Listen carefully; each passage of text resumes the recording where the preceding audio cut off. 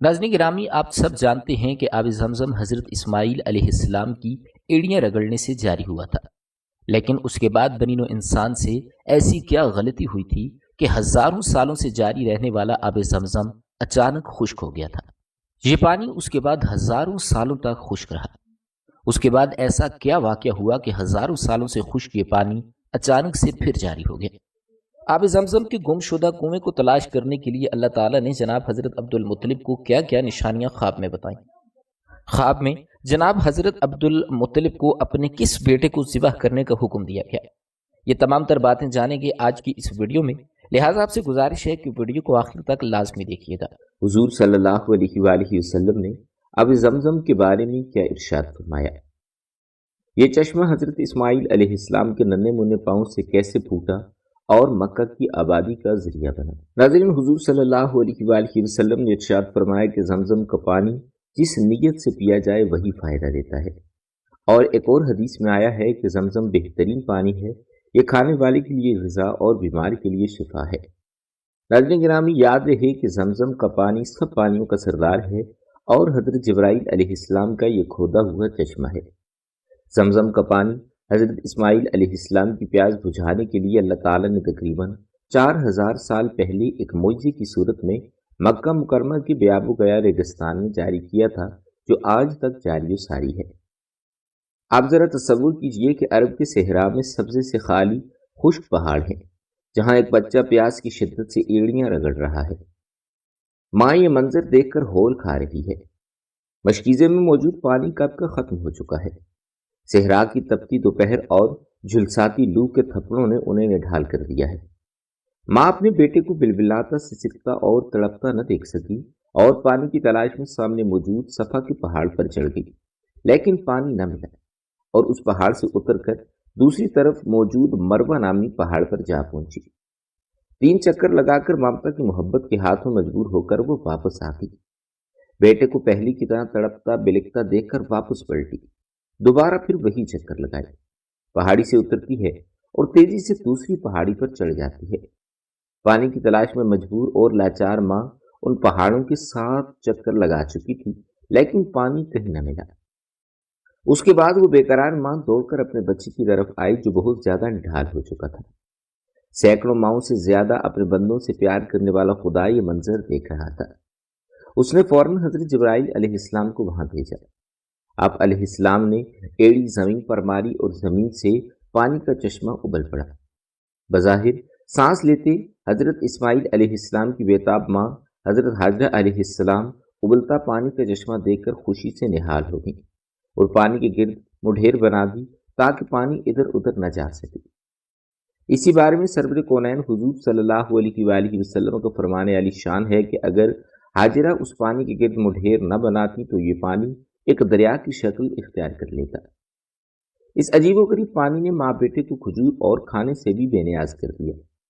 پانی پیتے ہی پیاس کے ساتھ ساتھ بھوک کا احساس بھی مٹ گیا۔ روایات بتاتی ہیں کہ ابھی چند دن بھی نہ گزرے تھے کہ بنو جرہم کا ایک قافلہ وہاں سے گزرا۔ دیکھا کہ مکہ کی گھاٹیوں پر پرندے اڑ رہے ہیں۔ ان کے لیے یہ حیران کن اور ناقابل یقین بات تھی۔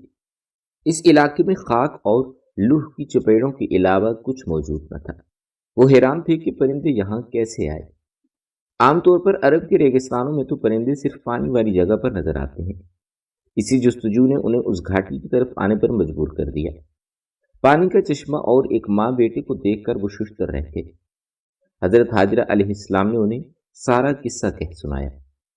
بنو جرم کے قافلے کے لوگ یہ واقعہ سن کر بے حد متاثر ہوئے اور ماں اور بیٹی کی عظمت ان کے دلوں میں بیٹھ گئی۔ انہوں نے اما حاجرہ علیہ السلام سے وہاں بسنے کی اجازت مانگی تو انہوں نے بخوشی اجازت دے دی۔ یوں صحرائے عرب کا یہ بنجر اور ویران ریگستان آباد ہو گیا اور یہی منشائے خداوندی بھی تھی۔ حضرت اسماعیل علیہ السلام بڑے ہوئے تو اس قبیلے کے سردار عمر کی بیٹی کے ساتھ شادی کر لی۔ حضرت اسماعیل علیہ السلام کی اولاد پیدا ہوئی اور اس کو بنو باکر کہا جانے لگا۔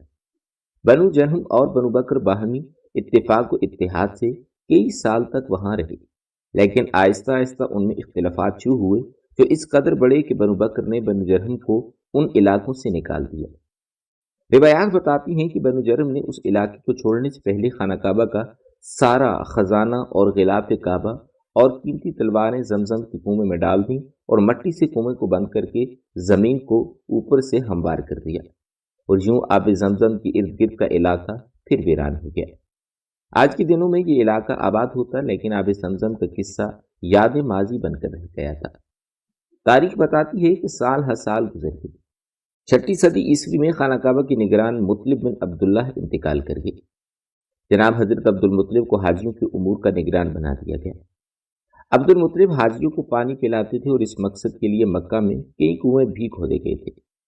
حضور صلی اللہ علیہ وآلہ وسلم کی ولادت سے چند سال پہلے آپ صلی اللہ علیہ وآلہ وسلم کے دادا جناب حضرت عبد المطلب کو خواب میں بشارت ہوئی، کوئی کہہ رہا تھا کہ طیبہ کو کھودو۔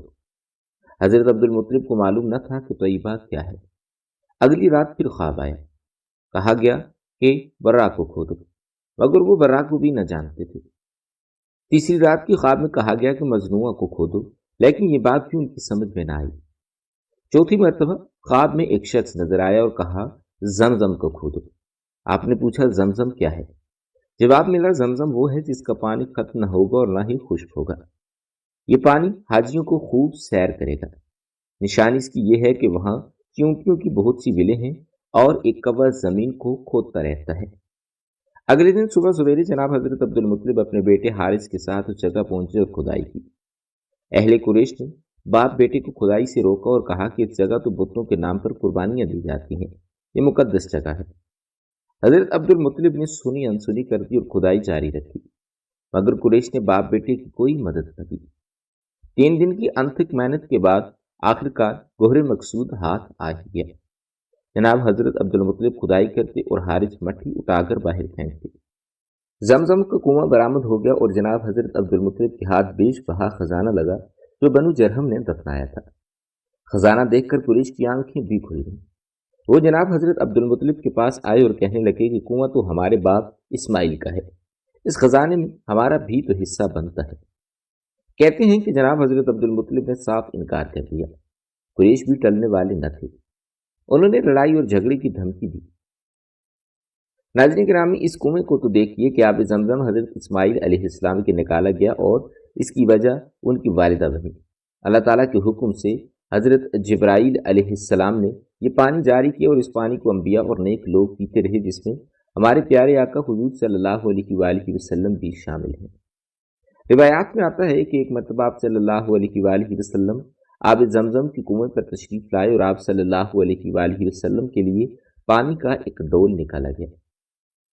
آپ صلی اللہ علیہ وآلہ وسلم نے کھڑے کھڑے اس پانی سے کچھ پانی نوش فرمایا، پھر اس میں کلی کر دی اور ڈول کو کنویں کے اندر اڈیل دیا۔ گویا یہ پانی آپ صلی اللہ علیہ وآلہ وسلم کا بھی جھوٹا ہے، اور آپ صلی اللہ علیہ وآلہ وسلم نے ارشاد فرمایا کہ آب زمزم ہر بیماری کے لیے شفا ہے۔ ناظرین گرامی، آب زمزم کی کنویں کی تاریخ کافی پرانی ہے۔ موجودہ دور کا آب زمزم کس حال میں ہے یہ بھی آپ کو بتائیں گے، جس کے بارے میں آپ جان کر حیران رہ جائیں گے کہ یہ پانی قدرت کا کیسا عظیم کرشمہ ہے۔ یہ تفصیلات بتانے سے پہلے آپ کو آب زمزم کی فضائل بتاتے ہیں۔ حضرت انس بن مالک رضی اللہ تعالیٰ عنہ کی روایت کے مطابق حضرت ابو ذر غفاری رضی اللہ تعالیٰ عنہ نے بیان کیا ہے کہ حضور صلی اللہ علیہ وآلہ وسلم نے ارشاد فرمایا، جب میں مکہ میں تھا تو میرے گھر کی کھڑکی کھلی اور جبرائیل علیہ السلام نازل ہوئے۔ انہوں نے میرا سینہ چاک کیا اور اسے زمزم کے پانی سے دھویا۔ اس کے بعد ایک سونے کا تشت لائے جو حکمت اور ایمان سے بھرا ہوا تھا، اسے انہوں نے میرے سینے میں ڈال دیا اور پھر سینہ بند کر دیا۔ اب وہ مجھے ہاتھ سے پکڑ کر آسمانی دنیا کی طرف لے چلے۔ آسمانی دنیا کے دروغہ نے جبرائیل علیہ السلام سے کہا کہ دروازہ کھولو۔ انہوں نے دریافت کیا کہ یہ صاحب کون ہے؟ کہا جبرائیل۔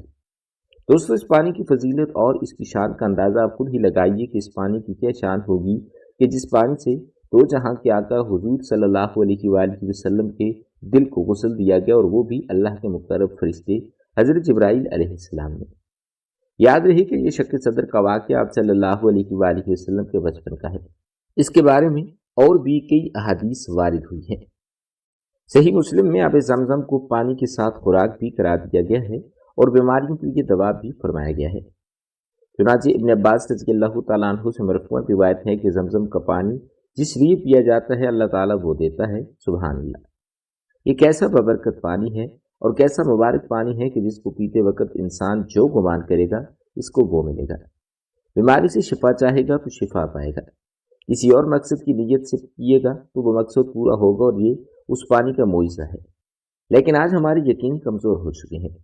یہی وجہ ہے کہ ہمیں اکثر اوقات یہ فضائل حاصل نہیں ہوتے، ورنہ اللہ اور اس کے پیارے حبیب صلی اللہ علیہ وآلہ وسلم کے اقوال میں ذرا برابر بھی شک کی کوئی گنجائش نہیں۔ ناظرین گرامی، سائنس کی تحقیق اس کے بارے میں کیا کہتی ہے، یہ بتانے سے پہلے آپ کو زمزم پینے کا مصنون طریقہ بتاتے ہیں۔ یاد رہے کہ آب زمزم پینے کا مصنون اور افضل طریقہ یہ ہے کہ کھڑے ہو کر قبلہ کی طرف رخ کر کے بسم اللہ الرحمن الرحیم پڑھ کر کیا جائے۔ انسان خاص سعودی عرب میں رہتا ہو یا سعودی عرب سے باہر ہو، آب زمزم میں جب تک چاہیں دوسرا پانی ملا کر فیض لے سکتے ہیں اور اسے استعمال کر سکتے ہیں، اس لیے کوئی وقت مقرر نہیں۔ پوری زندگی آب زمزم میں دوسرا پانی ملا کر پیتے رہیں، اور جب بھی آب زمزم پئیں تو یہ پانی پینے سے پہلے اپنی دنیا اور آخرت کے لیے دعا مانگا کریں۔ ناظرین گرامی، آئیے اب آپ کو زمزم پر ہونے والی سائنسی تحقیقات کے بارے میں بتاتے ہیں جو مختلف ممالک میں مختلف سائنسی لیبارٹریوں میں مختلف اوقات میں کیے گئے۔ ان تحقیقات میں کیا انکشافات ہوئے جان کر آپ کے بھی اوسان خطا ہو جائیں گے۔ کہتے ہیں کہ 1971 میں ایک ڈاکٹر نے آب زمزم کو پینے کے لیے غیر موزوں قرار دیا۔ اس کی وجہ بیان کرتے ہوئے کہا، چونکہ کعبہ شریف مکہ مکرمہ کے درمیان میں سطح سمندر سے نیچے واقع ہے اور عین ممکن ہے کہ زمزم کے کنویں میں غیر معیاری پانی کی کافی مقدار جمع ہو چکی ہے۔ جب یہ خبر شاہ فیصل مرحوم تک پہنچی تو انہوں نے تحقیقات کا حکم دیا اور زمزم کے پانی کے نمونے یورپین لیبارٹریز میں بھجوائے۔ کیمیکل انجینئر محی الدین احمد کہتے ہیں کہ جو کہ اس وقت سعودی وزارت پانی میں کام کر رہے تھے، انہیں نمونے اکٹھا کرنے کے لیے چنا گیا۔ یہ پہلا موقع تھا جب انہیں کنویں کو دیکھنے کا موقع ملا۔ اس پر یقین کرنا مشکل تھا کہ ایک چھوٹا سا تالاب جس کی لمبائی 18 فٹ سے زیادہ نہیں اور اس تالاب کی چوڑائی 14 فٹ ہے، یہ تالاب حضرت ابراہیم علیہ السلام کے زمانے سے لاکھوں گیلن ہر سال حجاج کرام کو مہیا کر رہا ہے۔ مختلف مقامات سے اسے جانچا گیا، پانی کی گہرائی دیکھی گئی اور لوگوں کے نہانے والی جگہ سے پانی بند کیا گیا۔ پھر تالاب میں اترے، جب ان کے کندھوں تک پانی آ گیا تو کنویں میں ایک جانب سے دوسری جانب حرکت کرتے ہوئے یہ دیکھا گیا کہ کہیں سے پانی کنویں میں تو نہیں آ رہا، مگر انہیں کوئی سراغ نہ ملا۔ پھر انہیں خیال آیا کہ پانی کے منبع کو دیکھنے کے لیے واٹر سیکشن پمپ کے ذریعے پانی کی بڑی مقدار کو محفوظ جگہوں پر ذخیرہ کر کے پانی کی سطح کم کی جا سکتی ہے۔ جب پانی باہر کھینچا جا رہا تھا تو بھی انہیں کوئی ایسی جگہ نظر نہ آئی جس سے یہ پتہ چل سکے کہ پانی آتا کہاں سے ہے۔ انہوں نے اپنے ماتحت سے کہا کہ پھر پانی میں جائے۔ اس آدمی نے پورے کنویں میں چکر لگاتے ہوئے اپنے پیروں کے نیچے ریت کو محسوس کیا۔ پانی نکلنے کے عمل کے دوران نیا پانی اسی مقدار میں بھرنا شروع ہو گیا جس مقدار میں پانی کھینچا جا رہا تھا۔ اسی وجہ سے پانی کی سطح میں کوئی کمی واقع نہ ہوئی۔ دراصل یہ اس پانی کا معجزہ ہی ہے کہ اس کی مقدار کو اللہ تعالیٰ کم نہیں ہونے دیتا۔ جتنا زیادہ پانی نکال لو، پانی میں کمی واقع نہیں ہوگی۔ البتہ یورپین لیبارٹریز کو بھیجنے کے لیے کئی نمونے لیے گئے۔ مکہ سے جانے سے قبل شہر کے دوسرے کنووں کے نمونے بھی اکٹھے کیے گئے کہ اکثر ان میں سے خشک ہو چکے ہیں۔ کہا جاتا ہے کہ تحقیقات کے دوران زمزم اور مکہ کے دوسرے پانی میں جو فرق پایا گیا وہ کیلشیم اور میگنیشیم جیسے نمکیات کا تناسب تھا۔ شاید یہی وجہ تھی کہ تھکے ماندہ حاجیوں کو صرف زمزم کا پانی ہی چست اور توانا رکھتا ہے، اور صرف یہی نہیں بلکہ تحقیقات نے یہ بھی انکشاف کیا ہے کہ زمزم میں فلورین کا مرکب بھی پایا جاتا ہے جو کہ مختلف بیکٹیریاز کو جڑ سے اکھاڑ کر پھینکتا ہے، اور یورپین لیبارٹریز کے نتیجے کے مطابق یہ پانی پینے کے لیے موجود ترین قرار دیا گیا ہے، اور یوں اس ڈاکٹر کا دعویٰ جھوٹا ثابت ہوا جس نے اس مقدس پانی کے بارے میں اپنی غلیظ سوچ کا اظہار کیا تھا۔ ناظرین گرامی، یہ بات بھی قابل توجہ ابر ہے کہ سینکڑوں سالوں سے زمزم کا کنواں خشک نہیں ہوا اور ہمیں حجاج کرام کی ضروریات کو پورا کرنے کے لیے کافی رہا۔ پوری دنیا کے مسلمان مختلف حصوں سے ہر سال یہاں آنے کی سعادت حاصل کرتے ہیں اور یہی پانی پیتے ہیں اور استعمال کرتے ہیں۔ اس قدرتی پانی کو کسی کیمیائی عمل سے نہیں گزارا جاتا، نہ کلورین ملائی جاتی ہے۔ عام کنووں میں مختلف قسم کے پودے اگاتے ہیں یا فنجائز جم جاتی ہے جس سے پانی کا ذائقہ اور بو تبدیل ہو جاتی ہے، مگر زمزم کے کنویں میں کوئی پودا یا فنگس وغیرہ نہیں ہوگی اور نہ اس میں یہ فنجائی پیدا ہوتے ہیں اور نہ برتن وغیرہ میں رکھے ہوئے آب زمزم میں یہ چیزیں پیدا ہوتی ہیں۔ یہ قدرت کی طرف سے اس پانی کی خاص اہمیت ہے جو کسی اور پانی میں موجود نہیں۔ ناظرین گرامی، جدید طبی تحقیقات سے یہ معلوم ہوا ہے کہ آب زمزم میں ایسے اجزاء اور معدنیات اور نمکیات موجود ہیں جو انسان کی غذائی اور طبی ضروریات کو بڑے اچھے طریقے سے پورا کرتے ہیں۔ اب تو سعودی حکومت نے اس بات کا اہتمام کر رکھا ہے کہ ہر 4 گھنٹے بعد زمزم کے پانی کا جدید ترین لیبارٹریوں میں ہر لحاظ سے معائنہ کیا جاتا ہے۔ ان تحقیقات کے نتیجے میں آب زمزم کے بارے میں بے شمار انکشافات ہو رہے ہیں۔ آب زمزم کی کیمیائی تحقیقات اور طبی مطالعے سے معلوم ہوا ہے کہ اس میں وہ اجزاء شامل ہیں جو معدہ، جگر، آنتوں اور گردوں کے لیے بالخصوص مفید ہیں۔ دوستو، دور جدید میں سائنسی ترقی کے بعد آب زمزم سپلائی کرنے سے قبل بھی گہری چھان بین اور جانچ کی جاتی ہے۔ الٹرا وائلٹ شعاؤں سے پانی کو گزارا جاتا ہے کہ اگر اس میں جراثیم ہوں تو وہ مر جائیں۔ حالانکہ اس مقدس پانی میں جراثیموں کا پایا جانا ممکن نہیں، پھر بھی سعودی حکومت کی طرف سے ایسے اقدامات کیے جاتے ہیں۔ ناظرین گرامی، زمزم کی پاکیزگی اور اس کی صحت کے بارے میں شبہ نہیں کیا جا سکتا، کیونکہ صدیوں سے لوگ اس پانی کو پیتے آئے ہیں اور اس کے پینے سے کسی کے بیمار پڑنے کی کوئی خبر نہیں آئی، بلکہ اس کے مستقل استعمال سے بیماری کو شفا نصیب ہوتی ہے۔ آب زمزم کی کوالٹی کے بارے میں ہمیشہ تحقیقات ہوتی رہی ہیں اور یہ نتیجہ ہے کہ اس میں کوئی خرابی نہیں۔ اس پانی سے کسی قسم کی کوئی بیماری نہیں ہو سکتی، بلکہ اس میں شفا کے اجزاء موجود ہیں۔ اس کو جس بیماری کی شفا کی نیت سے پیا جائے ویسا ہی نتیجہ نکلتا ہے۔ ناظرین، آب زمزم کو زمزم کیوں کہا جاتا ہے اور زمزم کے معنی کیا ہے؟ اس حوالے سے مشہور روایات یہی بتاتی ہیں کہ جب 7ویں چکر کے بعد حضرت بی بی حاجرہ علیہ السلام واپس آئیں تو دیکھا کہ جناب اسماعیل علیہ السلام نے ایڑیاں رگڑیں۔ وہاں ایک چشمہ پھوٹ پڑا ہے تو بچے کے قدموں کے نیچے یہ نعمت دیکھ کر وہ باغ باغ ہو گئی۔ انہوں نے اس پانی کو روکنے کی خاطر اس کے گرد ریت کی دیوار بنانی شروع کر دی اور ساتھ ہی یہ فرمایا کہ زمزم یعنی ٹھہر ٹھہر، اور اسی لیے اس پانی کا نام زمزم رکھا گیا۔ یاد رہے کہ عام لوگوں میں زمزم کا نام پڑھنے کی یہی روایت مشہور ہے۔ حافظ ابن حجر رحمہ اللہ فرماتے ہیں کہ اس کا نام زمزم اس لیے رکھا گیا کہ یہ بہت ہے، اور ایسے ہی مقام پر ایسا جملہ بولا جاتا ہے، یعنی یہ پانی بہت بڑی مقدار میں موجود ہے اور اس کے جمع ہونے کی وجہ سے بھی اسے زمزم کہا گیا۔ البتہ چند ارباب دانش کے نزدیک یہ مصری زبان کا لفظ ہے اور اس کا مطلب ہے ٹھہرنا۔ کچھ ماہرین لسانیات یہ بھی کہتے ہیں کہ یہ عربی زبان کے لفظ زمزم سے ہے، جس کا مطلب چھوٹے گھونٹ سے پانی پینا یا اوک سے پانی پینا ہے۔ یہ چند روایات تھیں جو زمزم کے حوالے سے ہم نے آپ کی گوشے گزار کی۔ اب آپ کو بتاتے چلیں کہ تورات میں اس مبارک کنویں کا ذکر کن لفظوں میں بیان ہوا ہے۔ خدا کے فرشتے نے آسمان سے ہاجرہ کو پکارا اور اس سے کہا کہ اے ہاجرہ، تجھ کو کیا ہوا؟